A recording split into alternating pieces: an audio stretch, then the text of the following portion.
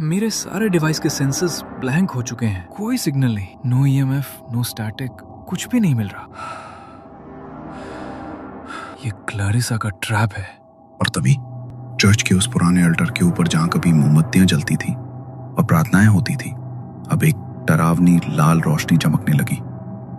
पत्थर की सतह पर खून जैसी लकीरें उभरने लगी, जैसे किसी ने उन्हें नाखून से कुरचकर एक एक शब्द उकेरे हों। धीरे धीरे वहां एक वाक्य साफ दिखाई देने लगा। At the stroke of 12, the first sin shall bleed. Let the games begin. और उसी पल क्लेरिसा की परछाई छत से उतरने लगी। अब वो सिर्फ एक धुंधली आकृति नहीं थी, उसका चेहरा, उसकी आंखें, सब कुछ साफ दिख रहा था, मानो वो जमीन पर वापस लौट रही हो। उसकी आंखों से आग जैसी लाल थी और उसके होठों से निकली हुई फुसफुसाहट पूरे चर्च में गूंज रही थी। वेलकम माय चिल्ड्रन, अब तुम सब मेरे हो, मेरे खेल के प्यादे। ठीक 12 बजे चर्च की घड़ी खुद ब खुद बजने लगी और फिर से क्लारिसा की आवाज सबके दिमाग में गूंजी। अब पहला खेल शुरू होगा। तुम्हारे झूठ तुम्हारी सजा बनेंगे। सभी लोग अब दहशत में थे।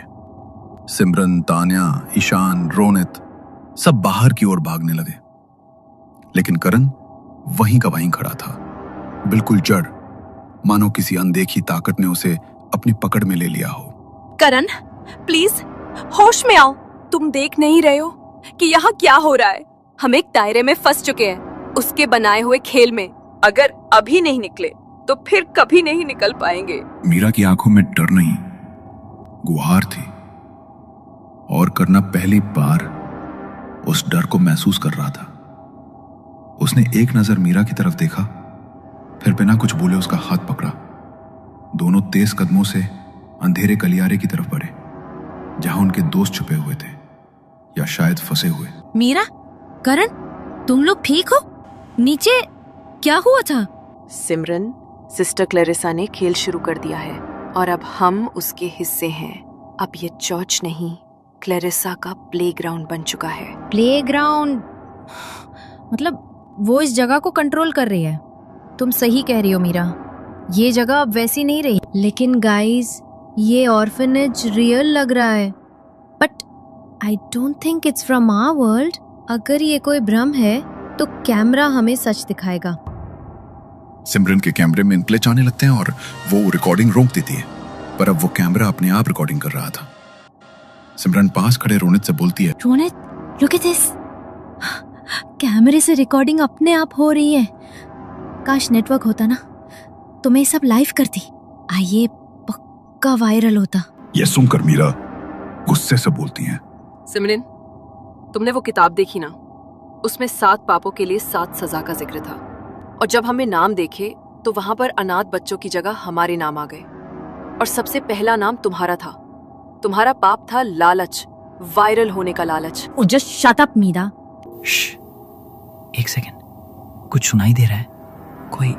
कोई रो रहा है, बहुत हल्की लेकिन दर्द से भरी आवाज। सुन रहे हो? और तभी एक चिखती सी सिसकी गूंजती है, जैसे किसी ने गले में दबाकर रोने की कोशिश की हो। उस गूंज के साथ ही गलियारे में उनकी टॉर्च की रोशनी दीवारों पर कांपने लगती है, और उसी कांपती रोशनी में उन्हें एक पुराना भारी लकड़ी का दरवाजा दिखाई देता है। उस पर किसी ने लैटिन में कुछ उकेरा था, जैसे खून से लिखा गया हो। वीडियो प्रो फार्मा मतलब व्यूज के लिए, और Oculus non merrier, I am not worthy of views, यानी हम वायरल व्यूज के लायक नहीं हैं। ये मैसेज हम में से किसके लिए है यार? ये क्लारिसा का वार्निंग है। वो जानती है हम में से कौन क्या छुपा रहा है, और अब वो अपने गेम की पहली चाल चलने वाली है, और ये सिमरन से शुरू होगी। करण, ये सब कहीं तेरा कोई प्रैंक तो नहीं है ना? कहीं तुम सब मिलकर मेरे साथ कोई प्रैंक वीडियो तो नहीं शूट कर रहे हो? क्या बकवास कर रही हो यार? मुझे तो लग रहा है ये तुम्हारा ही कोई सेटअप है। ये कोई प्रैंक नहीं है, ये क्लारिसा का जाल है जिसमें हम फंस चुके हैं। तुम लोगों को ये समझ क्यों नहीं आ रहा? तहखाने में जो हुआ, क्या वो तुमने नहीं देखा? मीरा की चीख सुनकर सब उसकी तरफ देखने लगते हैं। तभी अचानक सिमरन की जोरदार चीख गूंजती है। सब उसकी ओर दौड़ते हैं और देखते हैं अब उस अनाथालय में एक नया कमरा दिख रहा था जिसका दरवाजा खुला था। उस कमरे से कोई आवाज आ रही थी, बहुत तेज और साथ ही फुसफुसाहट जैसी, जैसे कोई सिमरन को अंदर बुला रहा हो। सिमरन जमीन पर गिरती है और घिसटती हुई उस कमरे के भीतर समा जाती है। अगले ही पल दरवाजा धड़ाम से बंद हो जाता है। दरवाजा खुलता है और सिमरन खुद को एक बड़े गोल कमरे में पाती है।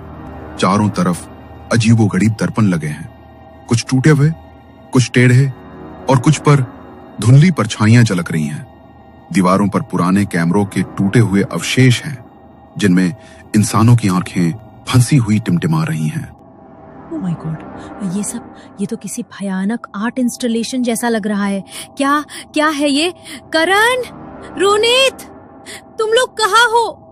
अगर ये कोई मजाक है तो प्लीज बंद करो यार। तभी एक दर्पण से एक छाया निकलती है, एक धुंधली आकृति। उसने नन की ड्रेस और ऊपर से एक हुडी पहन रखी है। उसके जल चुके हाथ और काली गहरी आंखें डर से शरीर को सुन्न कर देने वाली थी। सिमरन एक झटके से डर के मारे चीख पड़ती है और कौन हो तुम? क्या तुम भी उन लोगों के मजाक में शामिल हो?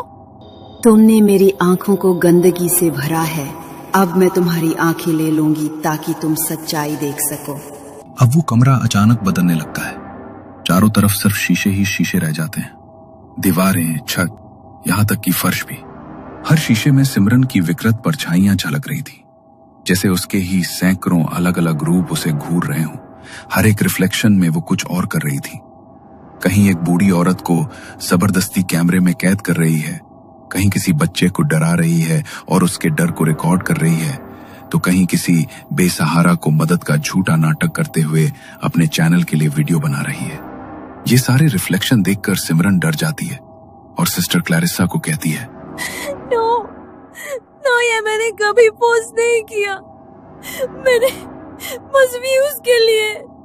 आई डिडंट मीन टू। प्लीज मुझे माफ कर दो, प्लीज जाने दो मुझे। पाप वो नहीं जो दिखाया गया, पाप वो है जो जानबूझकर छिपाया गया, जो तुमने कैमरे में नहीं दिखाया, जो तुमने वीडियो में से काट दिया। वो दर्द, वो सच्चाई जिसे तुमने सिर्फ इसलिए छुपा दिया क्योंकि वो वायरल नहीं होता। तुमने लोगों के डर को, उनकी मजबूरी, उनके आंसू, सबको एक कहानी बना दिया, एक कंटेंट पीस, बस अपने व्यूज के लिए। तुम्हारा गुनाह वो नहीं जो दुनिया ने देखा, तुम्हारा असली पाप वो है जो सिर्फ तुम्हारी आत्मा ने देखा है। और अब मैं वही गुनाह सबको दिखाऊंगी, तुम्हारी ही आंखों से। अचानक एक शीशे में से आग की लपटें उठती हैं। उस आग में सिमरन को अपना सबसे घिनौना सच दिखाई देता है, जब उसने अपनी एक राइवल यूट्यूबर को बदनाम करने के लिए उसका निजी और अश्लील वीडियो चोरी छिपे बनाकर वायरल कर दिया था। उस दृश्य को देखते ही सिमरन की आंखों से आंसू बहने लगते हैं। मैं सिर्फ वायरल होना चाहती थी, बस एक बार, सबके ऊपर, सबसे आगे। लाखों लोग मेरा नाम ले, मेरी तारीफ करे, बस एक बार मुझे भी महसूस हो कि मैं किसी से कम नहीं हूँ। मैंने ये सब सिर्फ सौरभ के लिए किया था। मुझे नहीं पता था इसका अंजाम इतना भयानक होगा। प्लीज मुझे माफ कर दो। सिमरन अब सिस्टर क्लैरिसा के सामने गिड़गिड़ा रही थी, लेकिन तभी शीशे का दृश्य फिर से बदलता है।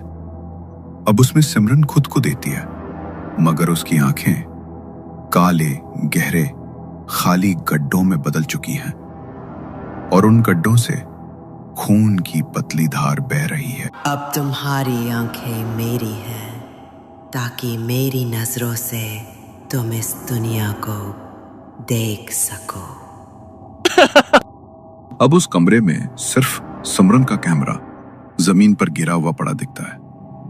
उसकी स्क्रीन पर दिखाई देता है सिमरन जमीन पर सीधी पड़ी है, उसकी आंखें खुली हुई हैं और क्लैरिसा धीरे से उसके चेहरे के पास झुकती है, अपनी जली हुई उंगलियों से उसकी आंखों को छूती है। जैसे जैसे वो छूती है, सिमरन की पुतलियां धीरे धीरे सफेद होने लगती हैं। कुछ ही पल में उसकी आंखें पूरी तरह सफेद हो जाती हैं। फिर बिल्कुल चुपचाप, बिना किसी हिलचाल के, सिमरन उठ खड़ी होती है। उधर बार बाकी सब लोग दरवाजा तोड़ने की कोशिश में लगे थे। घबराहट, पसीना और डर चारों तरफ छाया हुआ था। तभी एक अजीब सी चिर्र की आवाज होती है और दरवाजा खुद ब खुद खुल जाता है। सबने देखा उनके सामने सिमरन खड़ी है। सिमरन, तुम ठीक हो? तुम अंदर गई थी तो हम सब घबरा गए थे। क्या हुआ था तुम्हें वहां? तुम इतनी चुप क्यों हो? कुछ तो बोलो प्लीज। तभी ईशान की नजर सिमरन की आंखों पर पड़ती है।